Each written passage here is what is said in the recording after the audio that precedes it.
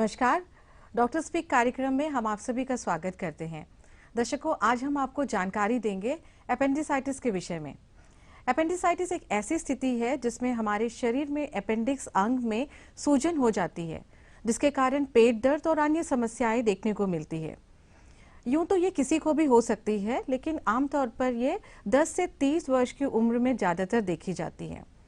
अगर समय रहते ही इसका इलाज ना किया जाए तो इसमें मवाद या पस भी जम सकता है, जिसके कारण ऑपरेशन तक की नौबत आ जाती है। आज इसी विषय पे जानकारी देने के लिए हमारे साथ स्टूडियो में मौजूद है डॉक्टर सजी वर्गीस, जो कि सीनियर सर्जिकल स्पेशलिस्ट तथा लैप्रोस्कोपिक सर्जन है जीबी पंत अस्पताल में।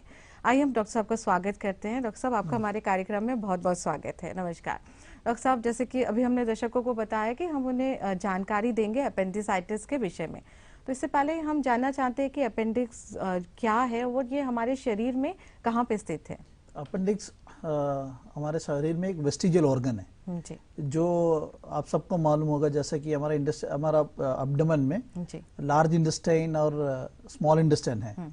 तो जो एरिया जहाँ लार्ज इंटेस्टाइन और स्मॉल इंटेस्टाइन जुड़ता है जी वहाँ पे एक सीकम करके लार्ज बवल है, लार्ज इंटेस्टाइन है, जिसका बेस से यानी कि पोस्टोमीडियल एस्पेक्ट जो पीछे तरफ और मीडियल एस्पेक्ट से एक ऑर्गन जो हैंगिंग है उसे हम अपेंडिक्स कहते हैं। इसे वेस्टिजियल ऑर्गन इसीलिए कहते हैं क्योंकि इसका वैसा खास कोई फंक्शन नहीं है, लेकिन हम सर्जन अपेंडिक्स का भी यूज किया है सर्टेन कंडीशंस में, जैसे कि हम स्क्रीन में देख रहे हैं। हाँ, जैसे आप हमारा स्क्रीन में देख रहे हैं जो पोस्टोमीडियल एस्पेक्ट ऑफ द सीकम होता है, उसका पोस्टोमीडियल एस्पेक्ट से जो ऑर्गन जो हैंगिंग करके एक ऑर्गन है, हैंगिंग हुआ एक ऑर्गन है, tubular structure, it's a tubular structure. वैसा उसका कोई फंक्शन नहीं है, that's why it is called vestigial organ. जब इसमें इन्फेक्शन हो जाता है, वो इन्फ्लेम्ड हो जाता है, और जब इसमें इन्फ्लेमेशन हो जाता है तो उसे हम उस कंडीशन को हम अपेंडिसाइटिस कहते हैं। और मोस्ट ऑफ द टाइम ये अक्यूट फॉर्म में, जैसे कि हम जो है स्क्रीन में देख रहे हैं इन्फ्लेमेशन का, बिल्कुल। सो इन्फ्लेमेशन ऑफ द अपेंडिक्स, उसे हम कहते हैं appendicitis. So most of the time इसका प्रेजेंटेशन अक्यूट होता है। एंड हमारे अगर आप कहेंगे सर्जन के भाषा में, this is the most commonest surgical condition which we encounter in our surgical practice. So it is so common. और जब हम कहते हैं हमारा पीजी लाइफ में सबसे पहले सर्जरी हम जो करते हैं हमारे पोस्ट ग्रेजुएशन लाइफ में, जब हम एमएस करते हैं तो हमारे पोस्ट ग्रेजुएशन लाइफ में पहले सर्जरी जो हम करते हैं वो अब्डोमिनल सर्जरी जो करते हैं वो अपेंडिसाइटिस जो इन्फेक्शन लेके पेशेंट आते हैं उसको निकालने का सर्जरी करते हैं। So this is the commonest abdominal surgical condition we as a surgeon encounter करते हैं। जी, तो डॉक्टर साहब, ये जो है बहुत ही जो है कॉमनेस्ट कॉज है इन्फ्लेमेशंस जो अपेंडिसाइटिस हम देखते हैं। तो हम अपने दर्शकों को बता देना चाहते हैं कि ये हमारा लाइव फोन इन प्रोग्राम है और आपके टीवी स्क्रीन के नीचे नंबर फ्लैश किए जा रहे हैं, जिसे आप डायल कर अपेंडिसाइटिस से जुड़े कोई भी सवाल डॉक्टर साहब से पूछ सकते हैं। सर, अभी हमने जाना अपेंडिसाइटिस क्या है, अब हम चाहते हैं कि आप दर्शकों को ये बताएं इसके क्या क्या कारण होते हैं। तो इसका दो कारण होता है, एक ऑब्स्ट्रक्शन का वजह से होता है और दूसरा प्राइमरी या सेकेंडरी इन्फेक्शन का वजह से होता है। तो ऑब्स्ट्रक्शन तभी होता है जब ये एक्चुअली एक होलो ट्यूबुलर स्ट्रक्चर है, होलो स्ट्रक्चर बोलने से जिसका बीच में एक लूमन होता है। तो जब ये लूमन में कोई चीज कारण का वजह से ऑब्स्ट्रक्शन होता है तो जो अपेंडिक्स नॉर्मली म्यूकस सेक्रेट करता है, जब ये सेक्रेशन का वे में रुकावट आता है जिसके वजह से जो अपेंडिकुलर सेक्रेशंस जो सीकम में नहीं पहुंचता है, तब उसमें वो म्यूकस सेक्रेशन कलेक्ट होके उसमें प्रेशर बढ़ती है, जिसका वजह से उसका वॉल में डैमेज होता है और उसका वजह से अपेंडिसाइटिस होता है। सो ऑब्स्ट्रक्टिव वजह वही होता है जिसमें जब कोई मैकेनिकल थिंग जो लूमन में रह के उसको ऑब्स्ट्रक्ट करता है। सो इसमें मोस्ट कॉमनली जो मैकेनिकल थिंग हम पाए जाते हैं उसको हम कहते हैं फीकोलिथ।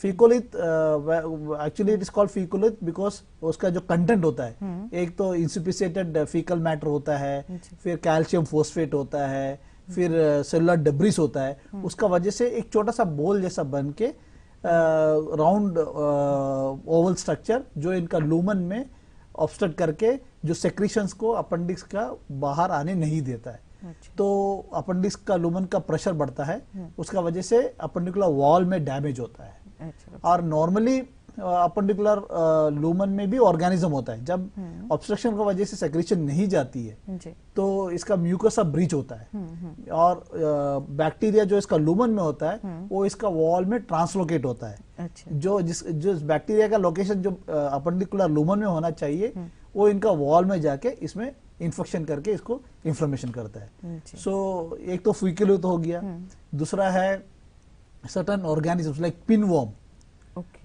जो ऑक्सिकुलारिस वर्मिकुलारिस हम लोग बोलते हैं, पिनवॉर्म, उससे होता है।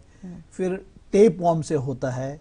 फिर सर्टेन सीड्स, हम लोग जैसा ऑरेंज जो खाते हैं उसका सीड्स अगर इसका लूमन में आके फंस गया तो वो भी ऑब्स्ट्रक्ट कर सकता है।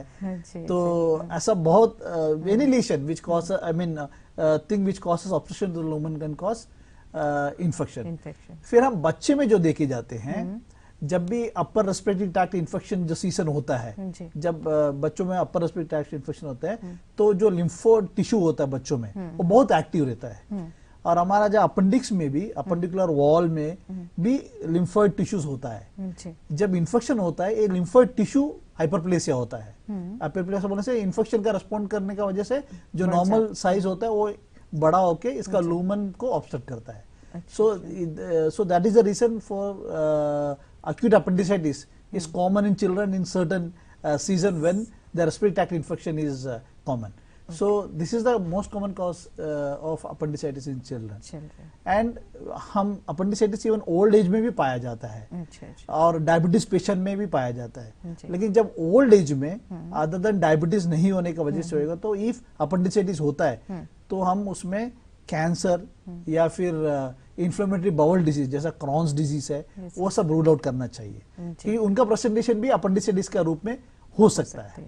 So this are the various causes जो अपेंडिसाइटिस कर सकता है। जी, जैसे हमने कहा था कि 10 to 30 इयर्स के एज ग्रुप में ज्यादा देखी जाती है, लेकिन ये माने तो सभी जो है एज ग्रुप में ये प्रॉब्लम हो सकती है, एग्जिस्ट कर सकती है। इनफैक्ट मैं न्यूनेट में भी अपेंडिसेक्टमी किया है।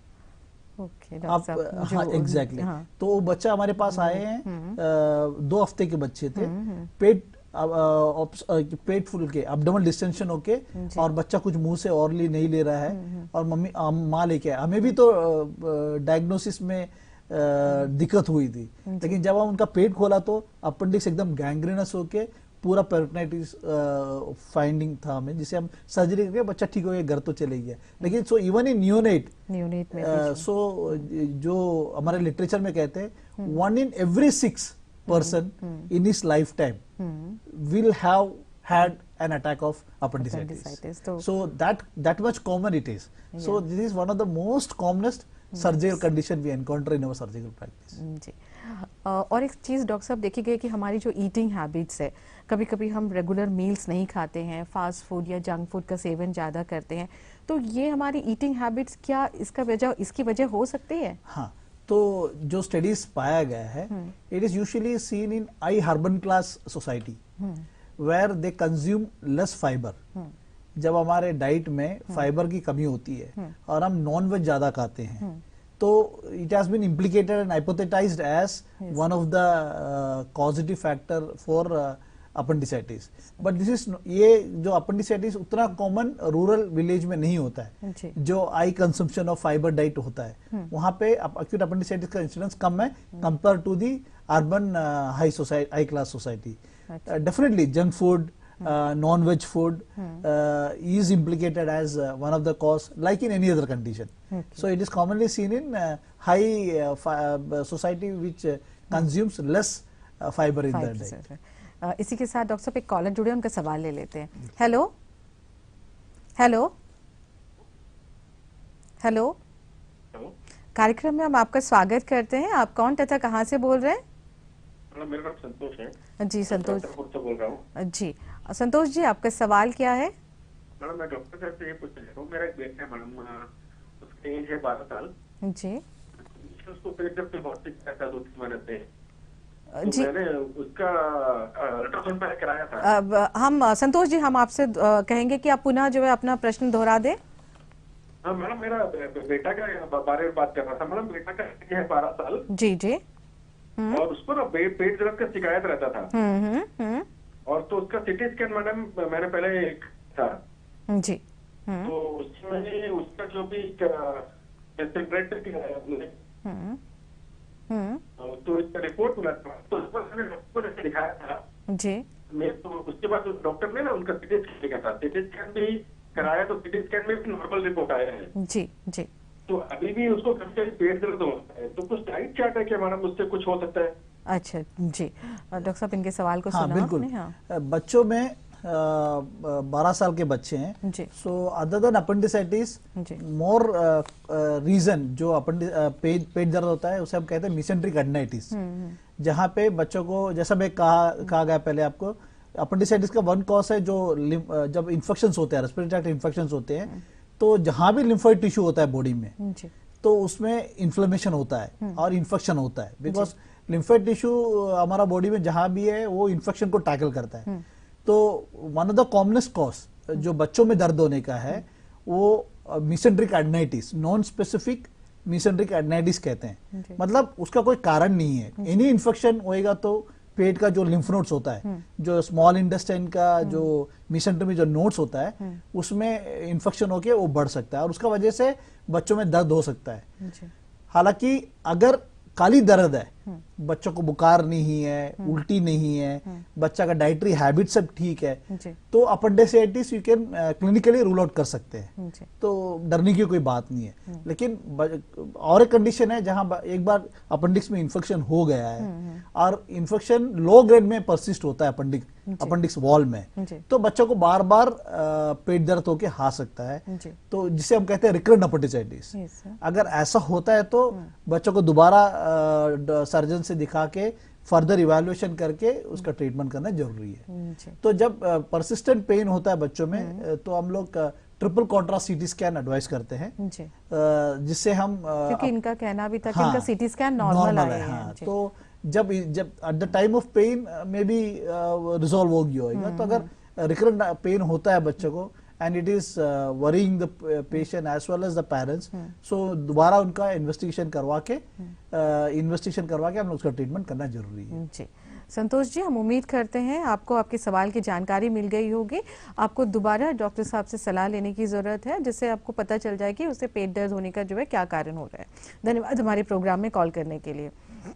इसी के साथ डॉक्टर साहब हम आपसे जानना चाहते हैं कि ऐसे कौन से लक्षण हैं जिनको देखकर उन्हें मतलब मरीजों मतलब लोगों को तुरंत ही डॉक्टर से सलाह लेनी चाहिए? तो इसका 3 मेन सिम्टम होता है। एक sudden onset of acute pain, ठीक है, चाहे वो बच्चे हो या अडल्ट हो या फिर ओल्ड पर्सन हो, इनका एक्यूट ऑनसेट ऑफ पेन होता है और वो पेन इनिशियल। हम आपको यहाँ पे इंटरप्ट करना चाहेंगे, ये लक्षण हम बाद में ले लेते हैं, कॉलर का प्रश्न पहले लेते हैं। हेलो हेलो जी, आप कौन तथा कहाँ से बोल रहे हैं?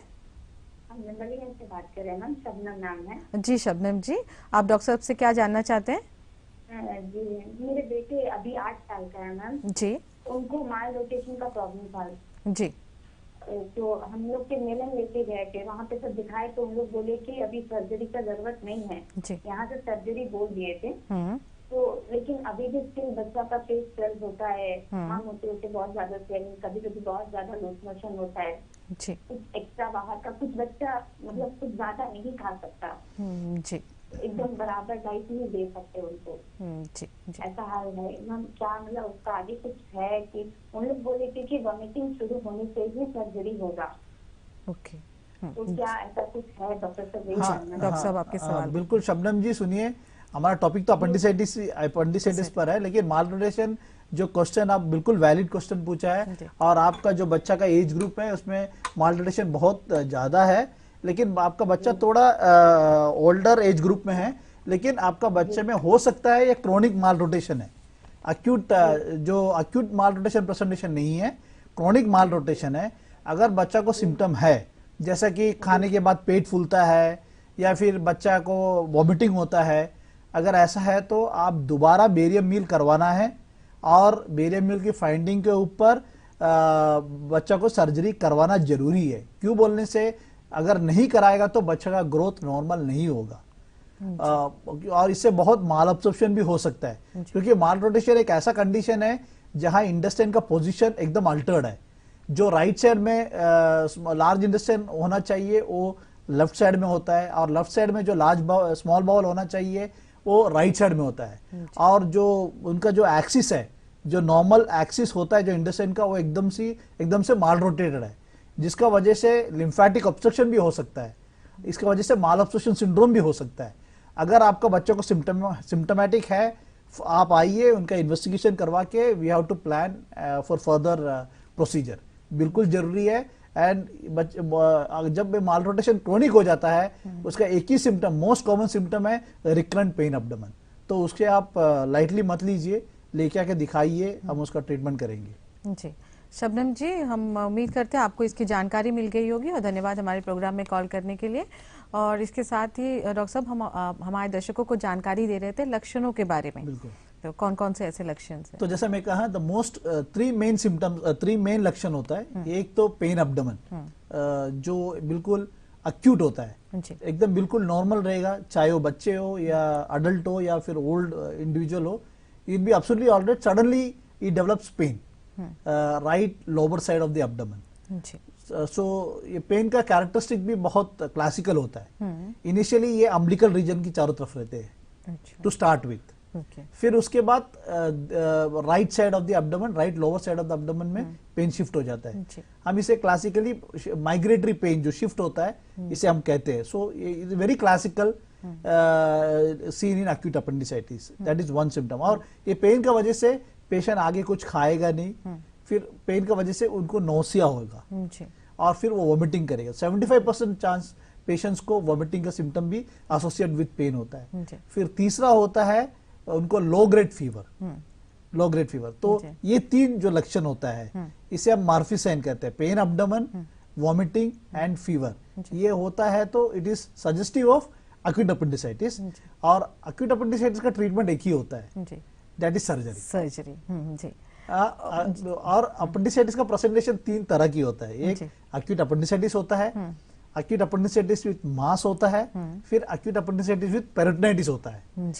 तो एक्यूट अपेंडिसाइटिस में अगर हम लोग इलाज कर देता, ये सेकंड और थर्ड स्टेज में जाने की नौबत नहीं आएगा। अच्छा डॉक्टर साहब, अगर सेकंड या थर्ड स्टेज में जाएगा तो रिकवरी बहुत डिले होगी, यहाँ तक कि we are lost patients because of appendicitis होके, पेरिटोनाइटिस होके पेशेंट शॉक में चले जाते हैं। सो इट इज, और ये जो स्टेज होता है एक्सट्रीम्स ऑफ एज में, जैसे आइदर न्यूनेट्स, इन्फेंट्स और चिल्ड्रन, या फिर ओल्ड एज, या फिर पेशेंट्स विथ इम्यूनोसप्रेसिव कंडीशंस, जो कीमोथेरापी लेते हैं, जिसको डायबिटीज है, जो कीमो ड्रग्स लेते हैं, जिसको रेडिएशन, ऐसा पेशेंट में इनका प्रेजेंटेशन एकदम फ्लोरिड होता है, बोलने से एकदम रैम्पेंट होता है। वो नॉर्मल इंडिविजुअल का जैसे नहीं है, क्योंकि बच्चों में ओमेंटम, जो हमारा पेट में पुलिसमैन ऑफ द एब्डोमेन कहते हैं, पुलिसमैन का ड्यूटी आके गार्ड करना, वो चीज बच्चों में कम है, जो ओमेंटम डेवलपमेंट। लेकिन एडल्ट्स में ऐसा नहीं, एडल्ट्स में अच्छा ओमेंटम होता है। तो पीडियाट्रिक एज ग्रुप में ओमेंटम का डेवलपमेंट अच्छी नहीं होती, इसकी वजह से जो अपेंडिक्स इन्फ्लेमेशन को कंटेन करने का ड्यूटी वो पुलिसमैन अच्छे से नहीं करता, जो ग्रेटर ओमेंटम, उसका वजह से उनका प्रेजेंटेशन सेकंड या थर्ड स्टेज में होता है। इधर परफोरेशन में बच्चा मोस्ट ऑफ द टाइम, हम जब भी बच्चे को ऑपरेशन किया है, उनका परफोरेशन अपेंडिक्स पटा हुआ रहता है, पट के पूरा एब्डोमिनल कैविटी में पस होता है। तो तब बच्चे को पहले हम लोग एंटीबायोटिक दे के रेस्टेट करके, और बच्चे का बीपी कम रहता है, यूरिन आउटपुट कम होता है, there be in state of shock, septic shock जो हम बोलते हैं, तो वो स्टेज तक जाना नहीं है। अगर पेन एब्डोमेन जो भी होते हैं, और हम काफी देखते हैं पेशेंट्स रिलीफ के लिए इधर उधर जाता, फार्मेसी दुकान में जाता है, पेन का दवाई ले लेता है, लेकिन उससे उसके कम नहीं होता है। And they will most of the time हमारे पास जब आते हैं तो they will be in shock. So वो स्टेज तक नहीं जाना चाहिए। So this are the varied presentations of acute appendicitis.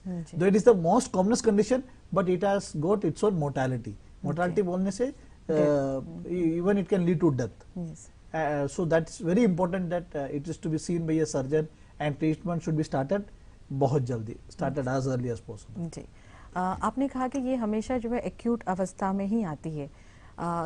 हमेशा जो है इसकी प्रेजेंटेशन ऐसे ही होती है डॉक्टर साहब की एक्यूट अवस्था में, medical it's a medical emergency. Exactly. It's a surgical emergency. It's a surgical emergency. So it's most common. Actually misnomer है कि chronic appendicitis होती है कि नहीं. जी. ठीक है. Chronic appendicitis होता है तभी होता है जब there is underlying malignancy, like cancer, right side colon में अगर cancer होता है, या फिर inflammatory bowel disease जैसे कि Crohn's disease होता है, या फिर अल्सरेटिव कोलाइटिस होता है, जहां आपको बार बार राइट साइडेड पेन होएगा, we think it is appendicitis, chronic appendicitis, but उसके लिए हम लोग इन्वेस्टिगेट करके what is the cause for this right iliac fossa pain पकड़ना बहुत जरूरी है. So most the presentation of acute appendicitis, that इसीलिए हम लोग अपेंडिसाइटिस को एक्यूट अपेंडिसाइटिस बोलते हैं. अगर एक्यूट अपेंडिसाइटिस सबसेट होता है जब हम बहुत कंडीशन में करते हैं, जब अपेंडिकुलर मास हो जाता है, तो हम लोग इंटरवल अपेंडिसेक्टमी करते हैं. बोलने से 4 to 6 वीक्स के बाद पेशेंट को वर्कअप करके मास सब सबसाइड होने के बाद अपेंडिक्स सर्जरी के लिए पेशेंट को सबमिट करता है. That is called interval appendicectomy. But and अगर सर्जरी तब नहीं किया, पेशेंट का इन्फेक्शन सबसाइड होकर लो ग्रेड में बार बार होएगा, तो उसे हम कहते हैं रिकरेंट एक्यूट अपेंडिसाइटिस. ठीक है. एक्चुअली क्रोनिक अपेंडिसाइटिस ऐसा टर्म तो है, as it is been given to other conditions of the abdomen. Actually it's a misnomer. There is no term called chronic appendicitis. So this is very important in managing appendicitis. दर्शकों, अभी हमने जाना कि appendicitis के क्या क्या लक्षण होते हैं. तो पेट में जो है असहनीय दर्द के, जैसे कि डॉक्टर साहब ने अभी बताया, इस तरह के कोई भी लक्षण दिखे तो उसे पहचान कर डॉक्टरी सलाह जो है जरूर लेनी चाहिए. आप देख रहे हैं हमारा लाइव फोन इन प्रोग्राम. आपके टीवी स्क्रीन के नीचे 2 नंबर फ्लैश किए जा रहे हैं जिसे आप डायल कर एपेंडिसाइटिस से जुड़े सवाल पूछ सकते हैं. डॉक्टर साहब, अब हम आपसे जानना चाहेंगे, इनकी जो लक्षण हमने जाना, अब जांच कैसे की जाती है? तो जब भी पेशेंट एक्यूट अपेंडिसाइटिस लेके आते हैं तो the patient must be admitted. उसको ओपीडी बेसिस पे हम लोग मैनेजमेंट नहीं कर सकते हैं, क्योंकि patient will be in severe pain. Patient को वॉमिटिंग, उल्टी होगा, जिसका वजह से वो डिहाइड्रेशन भी हो सकता है. एंड उनका जो सिस्टम, बॉडी का जो सिस्टम है, it will be in altered state. So we have to admit the patient, और पेशेंट को मुंह से कुछ नहीं देंगे हम लोग इनिशियली, और उनको आईवी फ्लूइड स्टार्ट करेंगे. फिर हम लोग उसका ब्लड इन्वेस्टिगेशन के लिए भेजेगा, और जब हम ब्लड इन्वेस्टिगेशन के भेजेगा, ब्लड में काउंट्स इनका बहुत ज्यादा रहेगा. It will be between somewhere between 10,000 to 18,000, वो रेंज में रहेगा. तो इन तरीकों से ब्लड की भी जांच की जाती है. ब्लड की जांच की जाती है. हम आपको यहाँ इंटरप्ट करेंगे. कॉलर हमसे जुड़े हैं. हेलो हेलो, मैं मेगापुर से जयाशील बोल रही हूँ. हाँ जी, जया जी, आपका सवाल क्या है?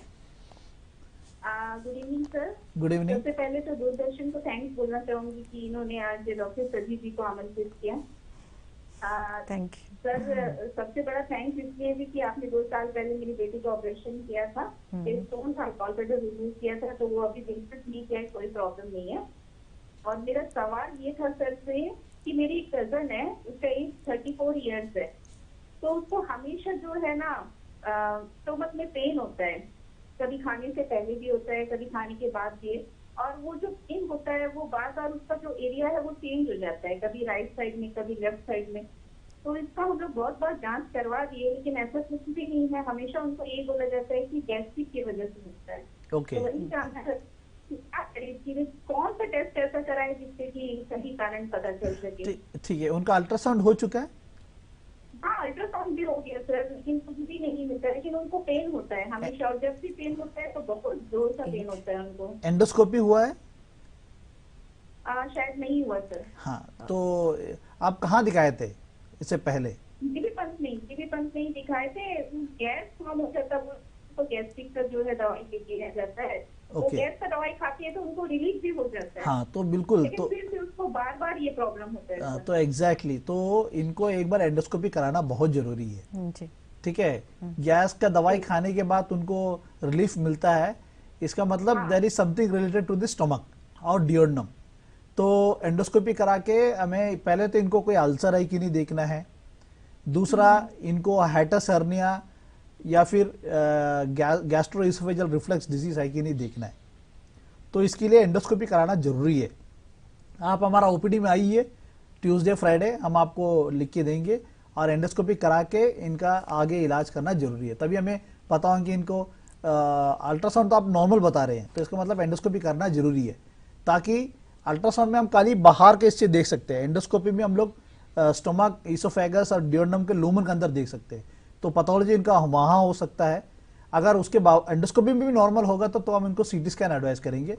जो हम अल्ट्रासाउंड या एंडोस्कोपी मिस किया वो हम सीटी स्कैन में देख सकते हैं। जी जया जी, जैसे कि डॉक्टर साहब ने सलाह दी कि Tuesday and Friday surgical OPD होती है डॉक्टर साहब की, तो उसमें आकर आप संपर्क कर सकते हैं। और धन्यवाद हमारे प्रोग्राम से जुड़ने के लिए और कॉल करने के लिए। दर्शकों, आप हमारा कार्यक्रम देखते रहिए जो जानकारी दे रहा है एपेंडिसाइटिस के विषय में। एक छोटा सा ब्रेक ले लेते हैं, उसके बाद फिर तुरंत हम आपसे मिलते हैं।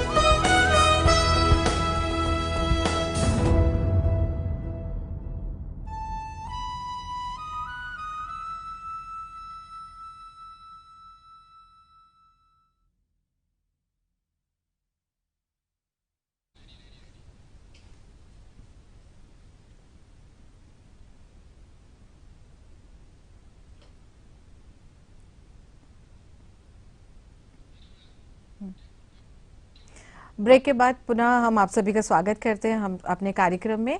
दर्शकों, अब तक हमने जाना एपेंडिसाइटिस क्या है, इसके कारण क्या होते हैं, इसके लक्षण कैसे दिखते हैं, और ये बहुत ही जो है अहम जानकारी डॉक्टर साहब दे रहे हैं। तो आप हमारे कार्यक्रम से जुड़े रहे और आपके जो भी सवाल है, नीचे जो नंबर टीवी स्क्रीन के नीचे जो नंबर फ्लैश किए जा रहे हैं उसे आप डायल कर डॉक्टर साहब से सवाल पूछ सकते हैं।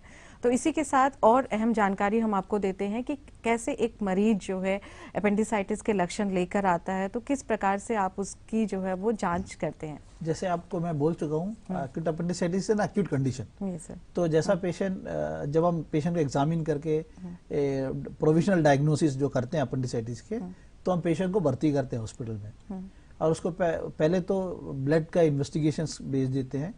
जैसे मैं कह चुका हूँ, ब्लड में जो काउंट्स होता है WBC काउंट, उसका संख्या बहुत ज्यादा रहेगा। Usually it is less than 10,000, लेकिन एक्यूट अपेंडिसाइटिस में जो काउंट्स होता है, WBC काउंट जो होता है, वो 10,000 से 18,000 के बीच में रहेगा। अगर काउंट्स 18,000 से ज्यादा है तो that is an indicator that इनका अपेंडिक्स परफोरेशन हुआ होगा। डॉक्टर साहब, ये बच्चों में और बड़ों में सेम जब भी काउंट ज्यादा है और क्लिनिकली पेशेंट सिक है, इसका मतलब he has gone into for appendicitis which has gone into further stage of perforation.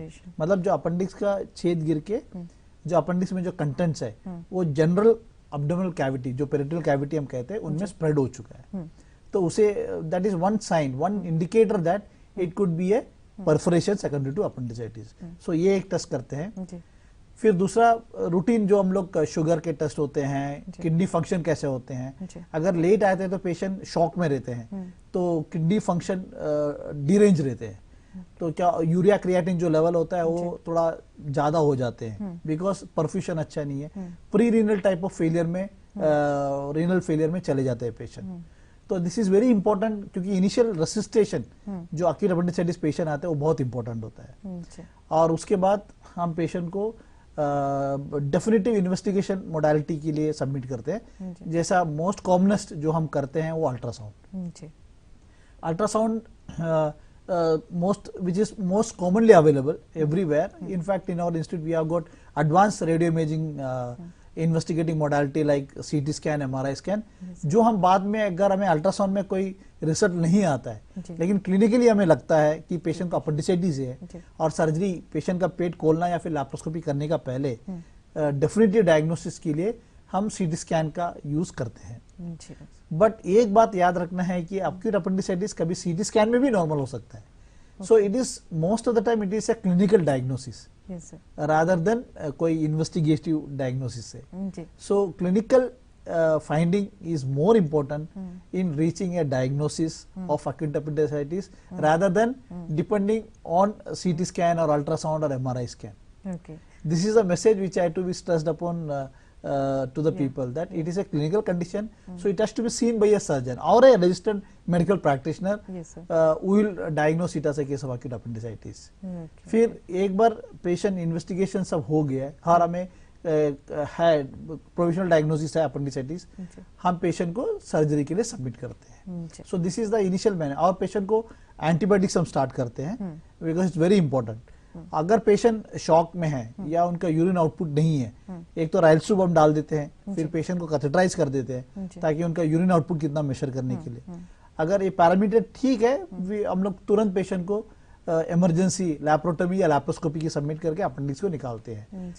ये नहीं, पेशेंट शॉक में है, उनका यूरिन आउटपुट कम है, पेशेंट टॉक्सिक है, उनको रेस्टिटेशन करना जरूरी है ताकि उनका ब्लड प्रेशर नॉर्मल हो जाए और उनका यूरिन बने, तो पोस्ट ऑपरेटिव कॉम्प्लिकेशन थोड़ा कम हो जाए. तो इसे initial resuscitation in a patient who is in shock with appendicitis is very important. उसके बाद हम पेशेंट को सबमिट करते हैं सर्जरी के लिए. तो इसमें सर्जिकल अप्रोचेस क्या क्या है? तो ऑल दिस डेज ये माना जाता कि एक्यूट अपेंडिसाइटिस में मिनिमल एक्सेस सर्जरी का कोई रोल नहीं है. But as the experience and the training for the surgeons in minimal access surgery, यानी कि जो लैप्रोस्कोपिक सर्जरी में हो गया है, तो हम कोई भी टाइप ऑफ अपेंडिसाइटिस को लैप्रोस्कोपी से सर्जरी कर सकते हैं. जैसे कि डॉक्टर साहब लैप्रोस्कोपिक सर्जरी जो है कर सकते हैं वो मिनिमल अप्रोच के द्वारा. इसके साथ एक कॉलर आपसे कुछ पूछना चाहते हैं. हेलो हेलो हेलो जी, आपका नाम तथा आप कहाँ से बोल रहे हैं? हेलो जी जी आपका नाम? जी मैं बेटापुर से बोलती है तमन्ना बीबी. जी तमन्ना बीबी जी, आप आपके टीवी की वॉल्यूम कम कर दे, उसके बाद सवाल पूछिए. डॉक्टर साहब ये डिस्कनेक्ट हो गया कॉल. तो हम बात कर रहे थे सर्जिकल अप्रोचेस की, जिसमें आपने कहा कि मिनिमल जो है इंटरवेंशंस के थ्रू जो है लैप्रोस्कोपिक सर्जरीज की जाती है. और डॉक्टर साहब दूसरा कन्वेंशनल जो ओपन सर्जरी होता है, जो हम छोटा सा इंसिशन लैप्रोटमी करके छोटा सा इंसिशन करके हम अपेंडिक्स को निकालते हैं. It is called conventional appendicectomy and there is minimal access, that is laparoscopic appendicectomy. So this are the two which we perform. जैसे कि हम स्क्रीन में देख रहे हैं डॉक्टर साहब. हाँ, जैसे हम स्क्रीन में देखते हैं, दिस इज ओपन अपेंडिसेक्टमी. जो पेट खोल के हम अपेंडिक्स को बाहर निकाल के आप देखते हैं टवल चारों तरफ, दैट इज ड्रेपिंग जो हम करते हैं, और अपेंडिक्स को बाहर निकाल के उसको क्लैम्प करके लाइगेट करके फिर हम उसको काटते हैं और उसको निकालते हैं. This is the steps. ये जो स्टेप डिपिक्ट किया गया है वो स्टेप्स ऑफ ओपन अपेंडिसेक्टमी ओपन, ठीक है। और दूसरा जो टेक्निक है जिसमें यानी चीरा इंसिशन लगाया जाता है, बिल्कुल 5 सेंटीमीटर इंसिशन तो लगते ही लगता है। तो दूसरा जो है वो है हमारा लैप्रोस्कोपी। आप ये देख सकते हैं सब कुछ पेट का अंदर ही हो रहा है। ओके, देख लीजिए आप, अपेंडिक्स को हम लोग लिफ्ट करते हैं, फिर उसको डिसेक्ट करते हैं, फिर उसके बेस में जाके लाइगेट करते हैं, फिर उसको हम काटते हैं। तीसरा पिक्चर में देखिए काटते हैं, और उसको छोटा सा एक होल में, की होल से, जिसको हम लैप्रोस्कोपी सर्जरी करते हैं, या फिर कॉमन मैन में लेसर सर्जरी बोलते हैं। Actually laser surgery is again misnomer है, लेसर से नहीं होता है, इट इज लैप्रोस्कोपिक सर्जरी, जो हम की होल सर्जरी से होते हैं उसके द्वारा करते हैं, जिसमें मिनिमम होल्स होते हैं डॉक्टर साहब। तो इससे मरीजों को भी बहुत सारी सुविधा हो जाती है, रिलीफ हो जाती है। उसका advantage compare to open surgery बहुत, फॉर एग्जांपल अगर it's a straight forward acute appendicitis, हम पेशेंट को तीसरा या दूसरा दिन डिस्चार्ज कर सकते हैं। अच्छा, लेकिन अगर हम कन्वेंशनल ओपन अपेंडिसेक्टमी करते हैं, पेशेंट मिनिमम 1 हफ्ता तो हॉस्पिटल में रहेगा। और दूसरा बहुत एडवांटेज है लैप्रोस्कोपिक सर्जरी में, जो वुंड इन्फेक्शन है वो लैप्रोस्कोपिक सर्जरी में होते ही नहीं है। जो ओपन अपेंडिसेक्टमी, जो पस हम लोग अपेंडिक्स निकालने के टाइम अगर उसमें पस रहता है तो वुंड में इन्फेक्शन होता ही होता है। उसका वजह से वो हील होने में टाइम लगेगा, और वुंड उतना जल्दी हील नहीं हो, जो इन्फेक्टेड वुंड है उसको ड्रेसिंग करना है, कभी 2 हफ्ते लग जाते हैं, कभी 1 महीने तक भी लग जाते हैं।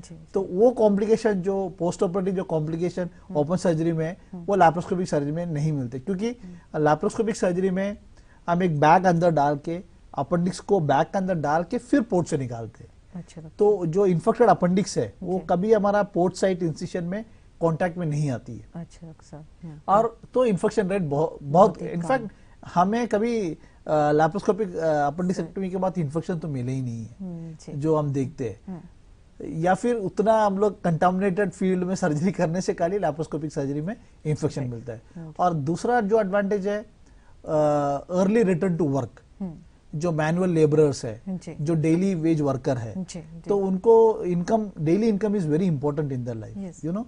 सो laparoscopic surgery enhances this early return to their work. Recovery is early. Early recovery, so they can return back to their normal work very fast, so that they can earn their daily living and their family is not affected. Then जो open surgery में जो दूसरा आप देखते हैं, जैसा hernia formation जो open surgery में होते हैं, वो लैप्रोस्कोपिक सर्जरी में नहीं आते। तो ये सब एडवांटेज है लैप्रोस्कोपिक सर्जरी के compare to open surgery. So laparoscopic surgery is now the gold standard for appendicectomy, provided the surgeon is qualified and confident in doing laparoscopic surgery. जैसा गॉल ब्लैडर में अभी गॉल ब्लैडर सर्जरी कोई हम लोग open तो करते नहीं, अभी सब लैप्रोस्कोपी थ्रू लैप्रोस्कोपी करते हैं। इन द सेम वे अभी gold standard laparoscopy is gold standard surgery for most of the GA surgical conditions, जैसा अपेंडिक्स हो गया है, गॉल ब्लैडर हो गया है, हर्निया हो गया है, मैलिग्नेंसीज है, कैंसर, कोलोन कैंसर है, रेक्टल कैंसर है, फिर जेआरडी में जो फंडोप्लाइकेशन होता है, जो रिफ्लक्स पेशेंट को जो रिफ्लक्स बीमारी होता है उसके लिए, सब में अभी गोल्ड स्टैंडर्ड लैप्रोस्कोपिक फंडोप्लाइकेशन होता है। तो it's a gold standard now because and most of the patient want laparoscopic surgery क्योंकि उसका benefits it is there, you know, compared to the open surgery. Doctor साहब, जैसे कि आपने बताया था कि appendicitis usually it's a surgical emergency, तो अगर समय रहते ही इनके लक्षणों को पहचान कर इलाज ना किया जाए तो क्या क्या कॉम्प्लिकेशंस हो सकते हैं? बिल्कुल, ये हमारे दर्शकों को जानना बहुत ही जरूरी है। अगर एक्यूट अपेंडिसाइटिस पेशेंट नहीं आया हमारे पास, पेशेंट लोकली दवाई लेके ट्रीटमेंट करके पेन दब गया, on the third day, most of the time on the third day, तीसरे दिन एक्यूट अटैक आने के बाद जब पेन शुरू होती उसके तीसरे दिन they will come with swelling and severe pain in the right lower abdomen. तो एक हुआ है, लेकिन तब वो कंडीशन में पस नहीं होता है, जो हमारा जो बॉडी का नेचुरल मैकेनिज्म है, डिफेंस मैकेनिज्म है, उसका वजह से जो अपेंडिसाइटिस को ओमेंटम, जो हमारा बॉडी का मैकेनिज्म है, ओमेंटम जो पुलिसमैन ऑफ एब्डोमेन कहते हैं, वो आके एनगल्फ करके उसको कंटेन करने की कोशिश करता है, और जो इंटेस्टाइन चारों तरफ जो इंटेस्टाइन होता है वो भी आके उसमें सील हो जाता है, उसका वजह से एक मास बन जाता है, एक लंप बन जाता है, एक ट्यूमर जैसा हो जाता है राइट साइड ऑफ एब्डोमेन। तो तीसरी दिन के बाद जब पेशेंट पेन लेके आता है, that is one of the presentation, और जिसको हम कहते हैं appendicular lump, that is one of the presentation। और अपेंडिकुलर लंप जब आता है, again the treatment, appendicular lump अगर हम लोग अल्ट्रासाउंड या सीटी स्कैन में कॉन्फिडेंटली डायग्नोज कर दिया, मैं क्यों कहते हैं कॉन्फिडेंटली डायग्नोस, क्योंकि उसमें पस नहीं होना चाहिए। अगर अपेंडिकुलर मास में पस होता है then it's again we have to plan for surgery, क्योंकि पस को ड्रेन करना है, नहीं तो पेशेंट सेप्टिसीमिया, ब्लड में इंफेक्शन होके सेप्टिक शॉक में जा सकते हैं। तो अगर अपेंडिकुलर लंप काली है, पस नहीं है, उसमें हम कंजर्वेटिव मैनेजमेंट करते हैं। कंजर्वेटिव मैनेजमेंट बोलने से सर्जरी बिना एंटीबायोटिक, पेशेंट को एडमिट करते हैं, मुंह से ओरली कुछ नहीं देते हैं, एंटीबायोटिक देते हैं, और पेशेंट का pulse rate, temperature, BP, urine output, और ये जो लंप है, जो ट्यूमर जैसा है जो राइट लोअर एब्डोमेन है, उसका साइज का मेजरमेंट करते हैं।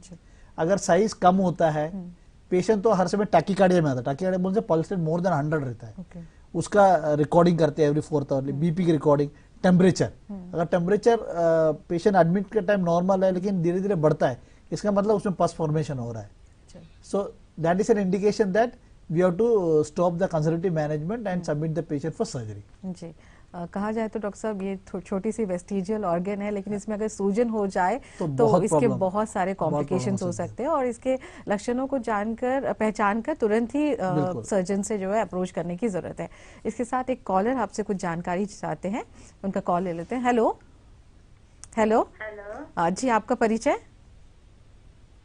आपका नाम तथा जी हेलो, आपका नाम तथा आप कौन कहाँ से बोल रहे हैं? मैं डिग्रीपुर से बोल रही हूँ, मेरा नाम जशोदा सरकार है। जी जी जशोदा जी, आपका सवाल क्या है? जशोदा जी, आपका सवाल क्या है? आप डॉक्टर साहब से क्या पूछना चाह रहे हैं? सवाल यही है, अपेंडिक्स ऑपरेशन होने का बाद भी कुछ प्रॉब्लम रहता, उसका बारे में क्या बोल सकते डॉक्टर साहब? ठीक है, अपेंडिक्स के बाद जो प्रॉब्लम होता है, हाँ अपेंडिक्स ऑपरेशन के बाद होने का, उसका ऑपरेशन हो गया, उसका बाद भी कुछ प्रॉब्लम हो रहा है, उनको क्या करना चाहिए, क्या प्रिकॉशन लेना चाहिए, उसका बारे में सुनना। बिल्कुल बिल्कुल बिल्कुल सही जवाब आपने क्वेश्चन आपने पूछा। अपेंडिसाइटिस के बाद एक्यूट अपेंडिसाइटिस में हम लोग अपेंडिक्स निकाल भी देगा तो तभी जो स्टंप हम लोग छोड़ते हैं, अपेंडिसेक्टरी जैसा हम आपको दिखाए, वो काटते हैं, जो सीकम के पास से काटते हैं, अगर वो स्टंप थोड़ा सा लंबा छूट जाएगा कभी उसमें इन्फेक्शन हो सकता है, उसको हम स्टंप अपेंडिसाइटिस कहते हैं। तो वो एक प्रॉब्लम हो सकता है। अगर पेशेंट को सर्जरी हो चुका है, उसके बाद पेशेंट 6 महीना या 1 साल के बाद दोबारा सेम अपेंडिकुलर पेन का जैसा आता है, तो हमें ये स्टंप अपेंडिसाइटिस करके एक एंटिटी है, it is very important cause of pain, क्योंकि हम देखे हैं, हम किए हैं, पेशेंट बाहर से सर्जरी करा के आते हैं, मेरान से सर्जरी करा के आते हैं, लेकिन पेशेंट का पेन परसिस्ट रहते हैं। जब हम उनको जब सीटी करके देखते हैं, उसमें अपेंडिक्स का स्टंप रहता है जिसमें इन्फ्लेमेशन होता है। मतलब छोटा सा जो पार्ट है वो स्टंप छूट जाता है, एक्चुअली छूटता नहीं, दैट मींस स्टंप तो हम लोग छोड़ना ही है, नहीं तो हम लोग सीकम को बांधेगा। तो वो जो स्टंप छोड़ता है उसमें भी इन्फेक्शन हो सकता है, इन्फ्लेमेशन हो सकता है। So this entity called stump appendicitis, समझिए ना। तो उसमें अगर इन्फेक्शन होगा तो पेशेंट को दोबारा सेम टाइप ऑफ पेन होगा, वॉमिटिंग होगा, बुखार भी आ सकता है। तो इसके लिए हम लोग उसको इन्वेस्टिगेशन करना है, सीटी स्कैन करके स्टंप अपेंडिसाइटिस का डायग्नोसिस करना है। मोस्ट ऑफ द टाइम अगर पेन परसिस्ट रहता है और सीटी स्कैन में अभी नॉर्मल दिखता है, तो हमें डायग्नोस्टिक लैप्रोस्कोपी पेशेंट को करना है। अच्छा डॉक्टर साहब, करके देखना है कि वाकई में स्टंप अपेंडिसाइटिस है कि नहीं, या फिर कोई एडिशंस प्रीवियस सर्जरी का वजह से कोई ऑर्गन एब्डोमिनल वॉल में चिपका है कि नहीं, या फिर कोई जगह कोई लोकलाइज्ड कलेक्शन कुछ है कि नहीं। अगर वो सब है तो फिर लैप्रोस्कोपी करके उसका इलाज करना जरूरी है। और अपेंडिसाइटिस छोड़ के दूसरा कोई वजह से भी राइट साइड में पेन हो सकता है, जैसा अगर यूरिटर में पत्थर है, किडनी में पत्थर है, ठीक है, और फीमेल पेशेंट में ओवरी में अगर कोई प्रॉब्लम है, राइट साइड का ओवरी में कोई प्रॉब्लम है, या फिर पेशेंट रिप्रोडक्टिव एज ग्रुप में होगा और एक्टोपिक प्रेगनेंसी हो जाता है, उसमें अगर एक्टोपिक प्रेगनेंसी होएगा तो भी राइट साइड राइट ट्यूब में, फैलोपियन ट्यूब में अगर एक्टोपिक प्रेगनेंसी होगा तो तभी भी पेशेंट को पेन हो सकता है। या और specially female in the reproductive age group में अगर पेल्विक इन्फ्लेमेटरी डिसीज होता है, जो पस या वाइटिस डिस्चार्ज वजह से होता है, पेल्विक इन्फ्लेमेटरी, उसका वजह से भी राइट साइडेड पेन हो सकता है। फिर एक एंडोमेट्रियोसिस करके कंडीशन होता है, उसमें भी पेन हो सकता है। या फिर पेशेंट को पैनक्रेटाइटिस होता है, उनको भी पेन होता है, तो ये सब रिकरेंट पेन के साथ आ सकते हैं। तो जशोदा जी, आपका सवाल बहुत ही अच्छा था कि एपेंडिसेक्टोमी के बाद भी जो है परेशानी हो सकती है, तो उसकी जो है निदान कैसे करें। डॉक्टर साहब ने आपको जानकारी दी और हम धन्यवाद देते हैं हमारे इसमें प्रोग्राम में कॉल करने के लिए। इसके साथ एक और कॉलर हमसे जुड़े हैं, उनका भी सवाल ले लेते हैं। हेलो हेलो हेलो हेलो जी, आप कौन तथा कहाँ से बोल रहे हैं? हेलो, नमस्ते मैडम। नमस्ते। नमस्ते जी, आपका सवाल क्या है? जी, मैं तुष्णा से बोलती है। जी जी जी, टीवी की वॉल्यूम कम कर दे, फिर सवाल पूछिए आप। हेलो जी, आप अपनी टीवी की वॉल्यूम कम करके सवाल पूछिए। अपेंडिक्स में जो अपेंडिक्स होता है उसमें क्या पेट दर्द होता है क्या? हाँ बिल्कुल बिल्कुल, उसका मेन सिम्टम पेट दर्द है।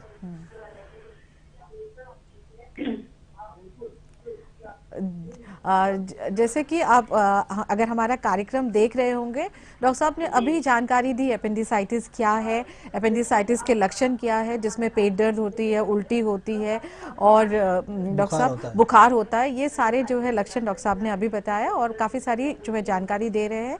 आप हमारा कार्यक्रम देखते रहे। डॉक्टर साहब, आप हम बता रहे थे कॉम्प्लिकेशंस के बारे में जो है बता रहे थे। तो एक तो धन्यवाद। तो एक तो अपेंडिकुलर लंप बन गया है, फिर अपेंडिकुलर एब्सेस। तो नेक्स्ट स्टेज जो है, अगर लंप का ट्रीटमेंट कंजर्वेटिवली ठीक नहीं होता है, जिसे हम एक रेजिम के नाम से, एक सर्जन जो पहले इसको डिस्क्राइब किया था, ऑक्सीजन शरण रेजिम के नाम में कहते हैं। अगर ये रेजिम ठीक नहीं है, आई मीन काम नहीं कर रहा है, ठीक नहीं काम नहीं कर रहा है, तो patient will go into appendicular abscess. तो हम सीटी स्कैन करा के एब्सेस, अपेंडिकुलर एब्सेस जो मास बना है उसमें पस फॉर्मेशन होता है। ऐसा होने से अगर अपेंडिकुलर एब्सेस डायग्नोस हुआ है, तो फिर हम उनको लैप्रोस्कोपी या फिर ओपन सर्जरी करके वो एब्सेस को ड्रेन करना है। ड्रेन करेगा तो पेशेंट इंप्रूव हो जाएगा।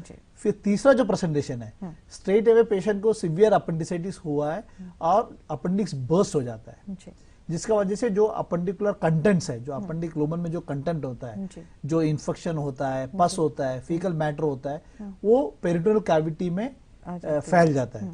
और ये फैलने दो एज ग्रुप में होता है, एक तो बच्चों में और दूसरा बुजुर्गों में।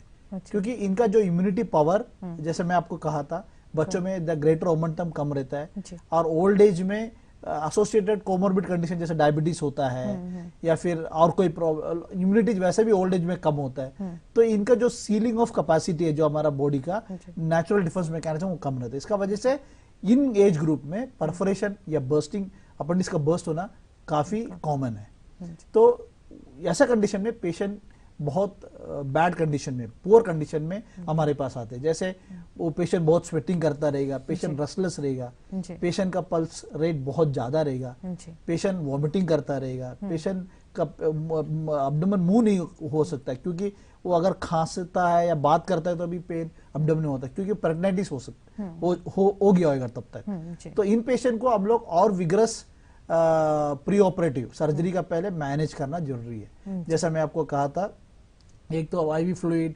एंटीबायोटिक, आईसीयू सेटअप में इनको मैनेजमेंट करना है, जो इंटेंसिव केयर यूनिट में मैनेज करके जो कॉम्प्लिकेशंस में चले जाते हैं।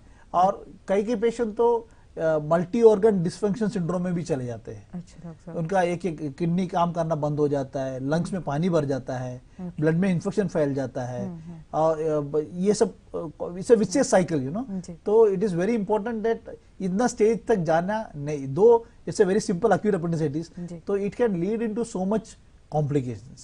So it's very important that treatment should be instituted at the early stage, और इसका treatment होना है, ठीक है।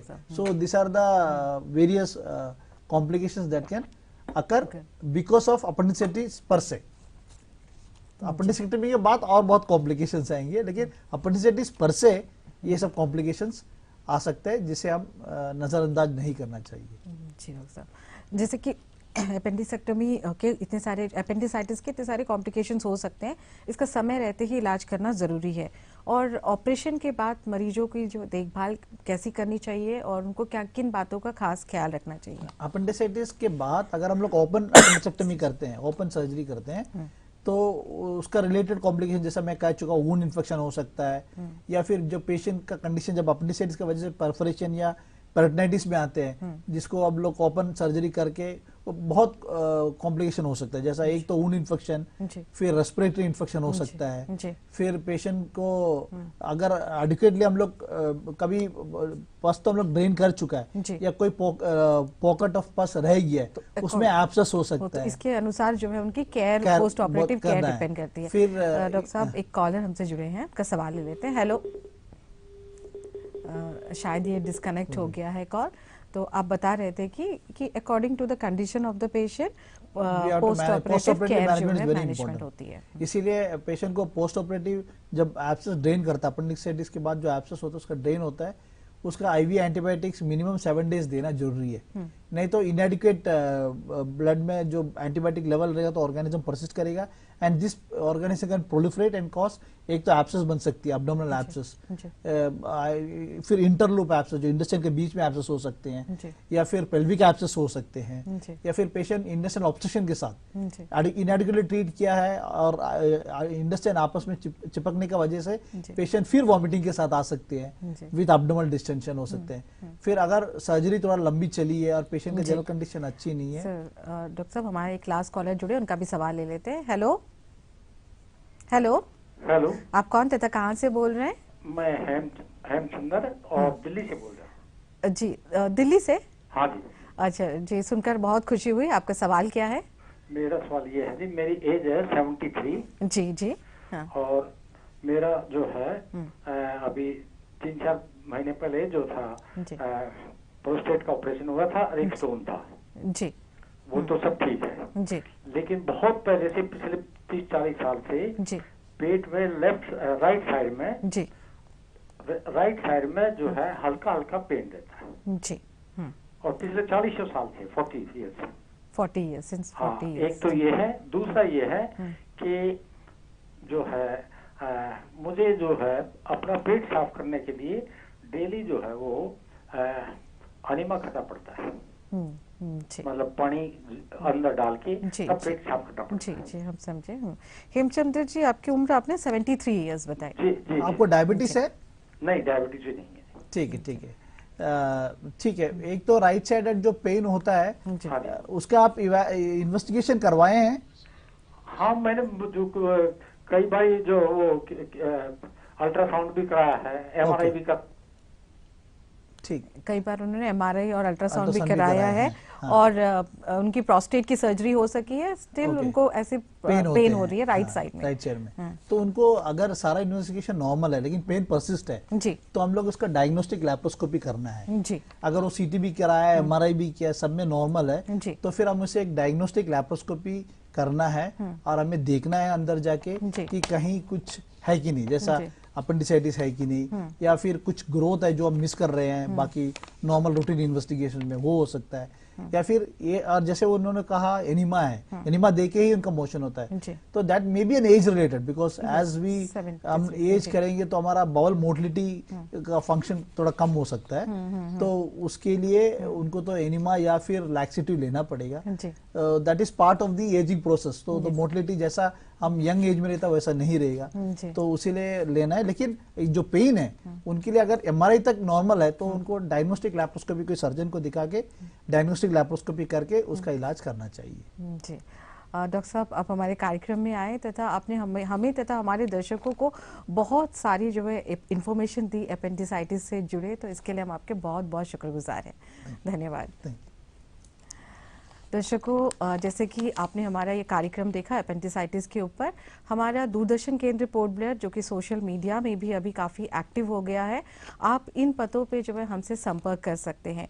जैसे कि हमारा ट्विटर हैंडल है @DDK_पोर्ट ब्लेयर, और हमारा फेसबुक आईडी है दूरदर्शन पोर्ट ब्लेयर, और यूट्यूब चैनल जिसमें आप जाकर सब्सक्राइब कर सकते हैं दूरदर्शन केंद्र पोर्ट ब्लेयर।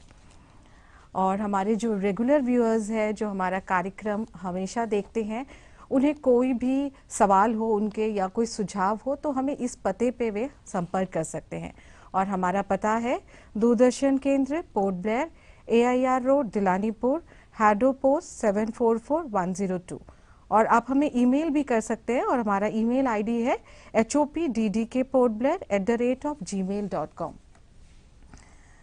दर्शकों, जैसे कि आज हमने आपको जानकारी दी एपेंडिसाइटिस के विषय में।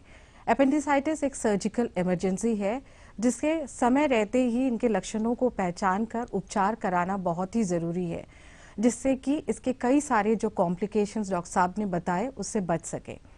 और किसी और विषय के साथ अगले हफ्ते हम आपसे फिर रूबरू होंगे। तब तक के लिए हम आपसे विदा लेते हैं। धन्यवाद।